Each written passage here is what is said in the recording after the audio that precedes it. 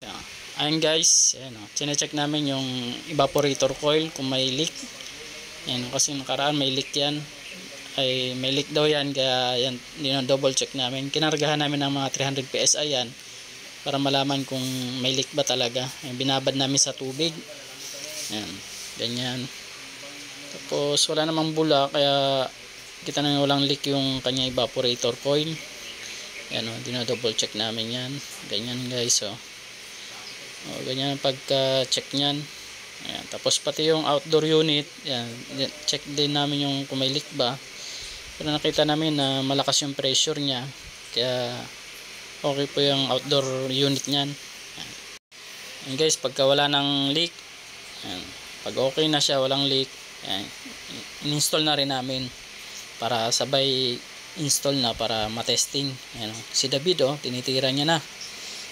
Nalagay na yung bolt and nut sa outdoor unit. Ayan, kinabit na rin namin indoor bracket.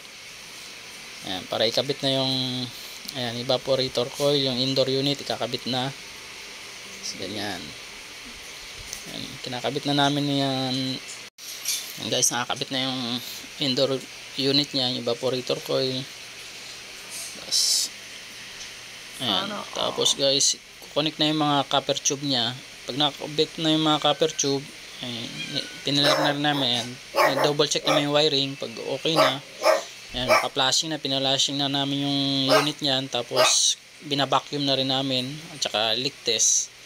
Leak test namin ng mga 300 to 400 PSI para makita natin kung okay ba yung copper tubing niya, at saka walang leak. Ayan guys Tapos maya maya, ayan, kinakarga ng preyon ni JJ. Ayan, kinabit na namin yung kanyang housing ng unit. Ayan, sa indoor. So ayan guys, testing na tayo. Ayan, testing na. Ino na namin yung kanyang unit niyan. Ayan guys, so ayan, gumagana na. Okay na yan guys, gumana na yung ating chinek kaninang coil kung may leak. Ayan, pero ngayon gumagana na po yan. Nakakonect na yan guys sa breaker. Mga 20 amperes lang yan guys, kasi 1 to 1.5 horsepower. Kaya na po yan ng mga 20 amperes na breaker. Ayan nakarga na namin ng preyon. Tapos yan, malamig na. Ayos na yung ginawa natin. Nakakabit na rin. Ganyan lang kabilis ang mag-install at saka mag-check, repair. Okay, thank you.